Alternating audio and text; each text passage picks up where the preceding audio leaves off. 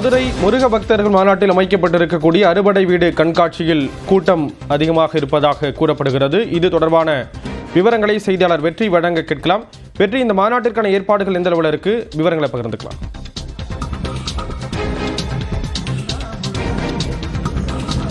ஸ்ரீராம், மதுரையில் இந்து முன்னணி அமைப்பு சார்பில் முருக பக்தர்கள் மாநாடு நாளை மாலை நடைபெற இருக்கிறது. அதற்கான ஏற்பாடுகள் மேடை அமைத்து உள்ளிட்ட பணிகள் எல்லாம் இதற்கு பின்னால் நடைபெற்றுக் கொண்டிருக்கிறது. இந்த இடம் அதற்கு முன்பாக அந்த முருகனினுடைய அறுபடை வீடுகள் 6 கோயில்களுடைய தோற்றத்தில் இங்கு அந்த கோயில்களுடைய மாதிரியானது வடிவமைக்கப்பட்டிருக்கிறது. இங்கு அங்க இருக்கக்கூடிய முருகனுடைய சிலைகளுடைய மாதிரிகளும் இங்கு வைக்கப்பட்டிருக்கிறது. அதை தொடர்ச்சியாக துவக்கப்பட்ட இந்த 4-5 நாட்களாக தொடர்ச்சியாக மதுரை உள்ளிட்ட பல்வேறு மாவட்டங்களிலிருந்தும் திரளான பக்தர்கள் சுவாமி தரிசனம் செய்து கொண்டிருக்கிறார்கள். இப்போதும் கூட இந்த பக்கம் பக்தர்கள் திரளாக ஏராளமான பக்தர்கள் சுவாமி தரிசனம் செய்கிறார்கள். காவடி எடுத்து கூட சில தரிசனம் செய்து கொண்டிருக்கிறார்கள்.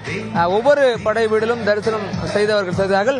இவர்கள் தவிர்த்து தமிழக ஆளுநர், புதுச்சேரி ஆளுநர், மகாராஷ்டிரா ஆளுநர் உள்ளிட்ட மற்றும் பாஜக தலைவர்களும் தரிசனம் செய்யக்கூடிய ஒரு நிலையானது நடந்து கொண்டிருக்கிறது.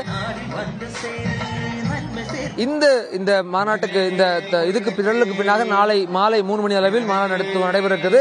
மாநாட்டில் இந்த ஆந்திர மாநில துணை முதலமைச்சர் பவன் கல்யாண் மற்றும் பாஜக இந்து அமைப்புகளுடைய தலைவர்கள், பிரதிநிதிகள் எல்லாம் பங்கேற்கிறார்கள். அன்று மாலை 6 மணி அளவில் லட்சக்கணக்கான பங்கேற்பில் ஒரு கந்தசஷ்டி கவசம் பாடக்கூடிய ஒரு நிகழ்வானதும் நடைபெற இருக்கிறது. இந்த இடத்தில் பார்க்கலாம் நம்ம எவ்வளவு அதிகமான பக்தர்கள் தரிசனம் செய்து கொண்டிருக்கிறார்கள் என்பதை நேரடியாக பார்க்கிறோம். பல்வேறு மாவட்டங்களிலிருந்து வருகிறார்கள். நாளைய தினம் நடைபெறக்கூடிய மாநாட்டை முன்னிட்டு இந்த பகுதியில் மாநாடு நடைபெறக்கூடிய அந்த பாண்டி கோவிலிலிருந்து விரகனூர் சுற்றுச்சாலை வரைக்கும் பிற வாகனங்கள், பொது வாகனங்களுக்கு, சரக்கு வாகனங்களுக்கான அனுமதியானது காவல்துறை தடுத்திருக்கிறார்கள். நாளை மாநாட்டுக்கு வரக்கூடிய வாகனங்கள் மட்டுமே அனுமதி அளிக்கப்பட்டிருக்கிறது. போக்குவரத்து இடையூறை தவிர்க்கும் பொருட்டு இந்த ஏற்பாடு செய்யப்பட்டிருக்கிறது. கடந்த வாரம் மதுரை வந்திருந்த மத்திய உள்துறை அமைச்சர் அமித்ஷா இந்த முருகன் மாநாட்டை சிறப்பாக நடத்தி காட்ட வேண்டும் என்று சொல்லியிருந்தார். இதுபோக அரசியல் களத்திலும் இந்த மாநாடு தொடர்பாக பல்வேறு விவாதங்கள் நடைபெற்றுக் கொண்டு வருது. இது ஆன்மீக மாநாடு, மக்களை பிளவுபடுத்தும் நோக்கில் நடத்தப்படுகின்ற திமுக அமைச்சர் உள்ளிட்ட பல்வேறு எதிர்க்கட்சிகள் சொல்கிறார்கள். இன்னும் மிக முக்கியமாக பாஜக தலைவர்கள் எல்லாம் இது அரசியலுக்கு அப்பாற்பட்டது மாநாடு என்று தெரிவிக்கிறார்கள். இப்படியான விவாதங்கள் நடுவேதான் நீதிமன்றத்தில் சென்று இந்த மாநாட்டுக்கு அனுமதி பெற்றிருக்கிறார்கள். அரசியல் பேசக்கூடாது என்ற நிபந்தனையோடு நீதிமன்றம் அனுமதி கொடுத்திருக்கிறது. நாளைய தினம் அந்த மாநாடு நடைபெற இருக்கிறது.